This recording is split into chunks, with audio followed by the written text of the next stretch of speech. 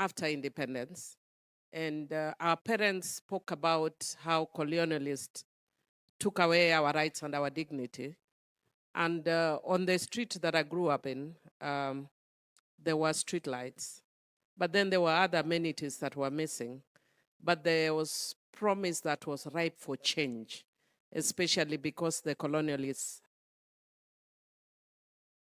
had social and economic rights. And I want to say that I was born and raised in this town. When I was born and raised, it was a small and dusty town. I grew up not too far from here, where my younger years, on a street that has now been named William Ruto Street.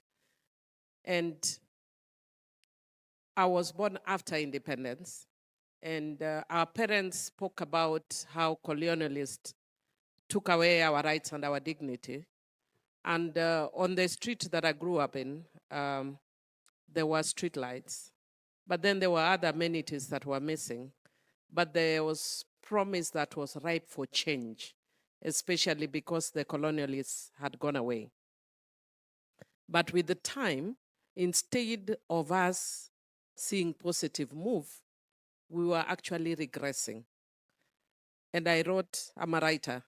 So I started writing a novel called The Things We Lost with Freedom, because I thought we had got freedom and lost with freedom.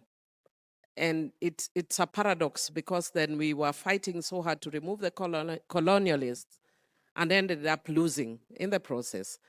And I was looking at it in contradiction with countries where the colonialists stayed longer, like South Africa and Zimbabwe. And you could see that they had progressed in certain things because of that. And I think it's an uncomfortable truth that a lot of us as Africans leaders don't want to deal with. That when we have been given our freedom, instead of using our freedom for progress, we use our freedom for regress. But I want to say that, fortunately, I have been forced to halt writing my book. And it is a tragedy, because I've had to halt it only because of the last probably a few years in Homa Bay, 3-4 years in Homa Bay. And the reason I halted it is because the reason I was writing this book is that I'd hoped to see the hospital bigger, better, offering better services. But it was worse than the hospital where I was born and raised in. It had gotten worse. I'd hoped the roads were tarmacked. The roads were not tarmacked. They were getting worse. Everything that we saw, we had running water in the house. There was no more running water in the house. So I was like, so why did we want freedom anyway? But that's why I'm saying it's changing in the last few years. And you can credit that to a deliberate effort by the national government towards inclusion of this area that has been marginalized for years because of being in opposition, and which is a tragedy, that we don't look at issues of inclusion and governance. You know, civil and political rights really marry a lot with social and economic rights.